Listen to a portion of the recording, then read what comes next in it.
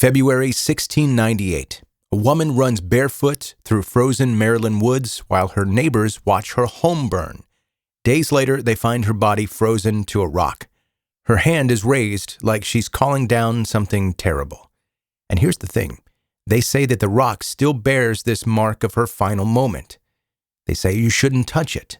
They say the curse is real.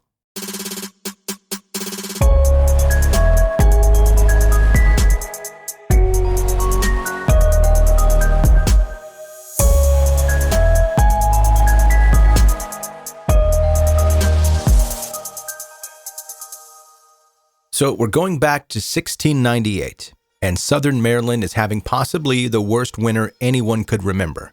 The kind of cold that makes you wonder if you're ever going to see spring again. But the cold wasn't even the biggest problem. An influenza epidemic was tearing through St. Mary's County, and people were dropping dead faster than anyone could make sense of it. Now, when people don't understand why terrible things are happening, they look for someone to blame. And in Colonial Maryland, that someone was usually whoever they deemed different, whoever lived on the margins, whoever didn't quite fit in. Enter Mary Dyer, though everyone called her Moll. That was just the nickname people used for Mary back then, nothing more complicated than that. Moll Dyer was real. We can actually trace her origins back to Devon, England. She came over as an indentured servant with her two brothers, which already tells you something about her social standing.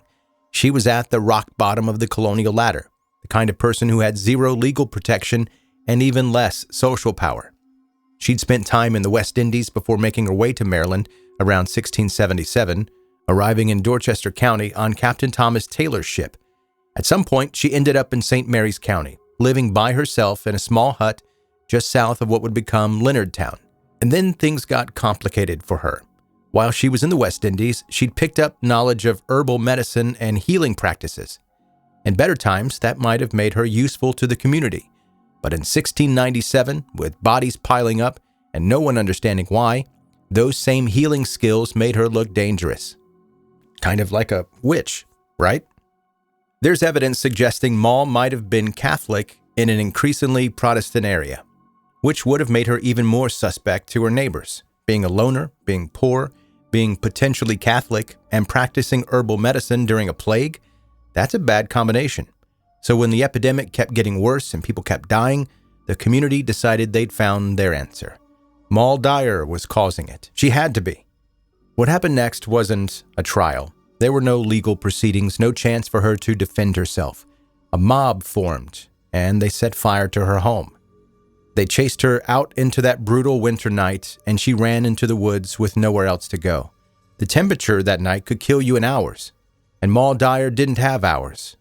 She made it to a large rock, and that's where they found her days later. Frozen solid, kneeling, one hand on the rock and the other raised up like she was praying or cursing, maybe both. And here's where it gets weird. When they moved her body, there were impressions left in the stone. Her hand, her knees, like the rock had somehow absorbed the shape of her final moments, and people immediately decided this was the proof. She'd cursed them, she'd cursed the land, she'd cursed anyone who dared to touch that rock. We're talking about an 875-pound boulder that has become one of the most famous objects in Maryland folklore. For centuries, it sat in the woods near what's now called Moll Dyer Road. There's even a stream called Moll Dyer's Run. In 1968, newspaperman Philip Love tracked down the rock and had it moved to Leonardtown in 1972. First, it went to the old jail museum in the town square, where it sat exposed to the weather for decades. That didn't help the impressions any, and the people started worrying about losing this piece of history. So, in 2021, the St. Mary's County Historical Society moved the rock to Tudor Hall and put it under protective glass. They built a platform for it, added a plaque, and basically turned it into a proper historical artifact. But people still treat it like it's dangerous. Visitors leave flowers, trinkets, and mittens near the stone. Little offerings to maybe neutralize whatever power it still holds. And the reports keep coming in. Touch the rock and you might feel dizzy.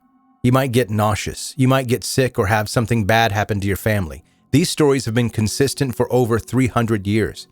The legend even updated itself to modern times. Now there are stories about a white dog that causes car accidents on Moll Dyer Road, which is a pretty clever way for folklore to explain a dangerous stretch of highway. The whole story might have stayed pretty local if it hadn't been for the Blair Witch Project in 1999. The filmmakers explicitly cited Moll Dyer as one of the inspirations for their fictional Ellie Kedward character. Suddenly, this colonial tragedy was part of national pop culture. The Washington Times called her perhaps Maryland's best-known bit of witch lore. And they're not wrong. But here's what makes this story different from a lot of witch legends. We know Maryland actually did have witch trials. Rebecca Fowler was hanged in neighboring Calvert County in 1685. Mary Lee was hanged at sea in 1654. John Cowman was convicted under the Witchcraft Act in 1674. These were legal proceedings documented in court recordings. Moll Dyer's case was different because it was mob violence, pure and simple. There was no trial. There was no legal process. Just fear and fire and a woman running for her life. And that's why we can't find official records of what happened to her. Fires destroyed St. Mary's and Calvert County's archives in 1831, taking most of the colonial documentation with them. So we have this gap in the historical record that lets the legend breathe and grow. If there were court documents, if there were depositions and testimonies, the story would be fixed in place. Instead, it gets to evolve. Every generation retells it slightly differently, adjusting the details to fit what they need the story to mean. The first written account we have comes from 1892, when Joseph F. Morgan published a detailed version in the St. Mary's Beacon. By then, the story had been passed down orally for almost 200 years, which means it had plenty of time to develop all those dramatic details. The raised hand, the curse, the permanent impressions. Whether those details are historically accurate or not matters less than what they represent. A woman who died alone and afraid, and a community that remembered her. In 2021, Leonardtown Mayor Dan Burris proclaimed February 26th as Moll Dyer Day. It's this interesting act of civic reconciliation, acknowledging what happened to her was wrong. The narrative has shifted from she was a witch who got what she deserved to she was different and misunderstood, and we killed her for it. The legend has become a cautionary tale about mass hysteria and intolerance. Local businesses have embraced the story too. Tobacco Barn Distillery makes Moll Dyer cinnamon whiskey. There are books, songs, and even a ballet about her. The Rock brings in tourists, especially during Moll Dyer Day celebrations. What started as a tragedy has become heritage tourism, which is a complicated legacy, but maybe better than being forgotten entirely. So what do we actually know? Mary Dyer was real. She was an indentured servant who died in February 1698 during a terrible epidemic and an even worse winter. Her neighbors, terrified and desperate, blamed her for their suffering and drove her to her death. The rock where she died has become a memorial, a warning, and a piece of living folklore that refuses to die. Whether you believe in the curse or not, the Moll Dyer rock represents something true about human nature and historical memory. We remember our victims, even when we can't find them in the official records.